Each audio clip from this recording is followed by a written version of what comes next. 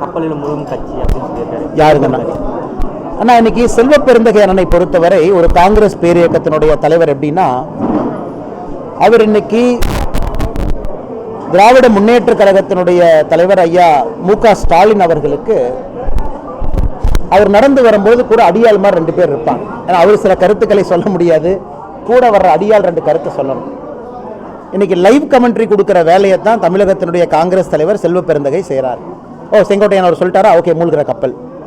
நேற்று வந்து அண்ணன் தினகரன் அவங்க கட்சி விட்டு போயிட்டாங்களா, என்டிஏ விட்டு போயிட்டாங்களா, ஓகே இது அப்படி, இது இங்கே போயிட்டாங்களா அப்படி, இதை மட்டும்தான் சொல்கிறாரோ தவிர தமிழகத்தில் 1008 பிரச்சனைகள் நடந்து கொண்டிருக்கிறது, அதை பற்றி பேசலாமே. அது ஒரு கொன்முடி, அதே பிரச்சனை தான் இருக்குது, அதெல்லாம் பேசலாமே. அவருடைய கட்சியில் இருக்கக்கூடிய ஒரு எம்பிஏ அந்த கட்சியில் இருக்கக்கூடிய மாநில தலைவரை எதிர்த்து அவர் பாட்டுக்கு தனியாக உண்ணாவிரத போராட்டம்னு அவர் ஆஃபீஸில் 4 நாளாக பண்ணிட்டு இருக்காரு. அதை பற்றியெல்லாம் கருத்து சொல்ல மாட்டாங்க. அதனால் இவர்களை பொறுத்தவரை இன்னைக்கு அவங்களுக்கு தெரியும், ஒரு மூழ்குகின்ற கப்பலில் காங்கிரஸ் கட்சி பயணம் செய்து கொண்டிருக்கின்றார்கள்.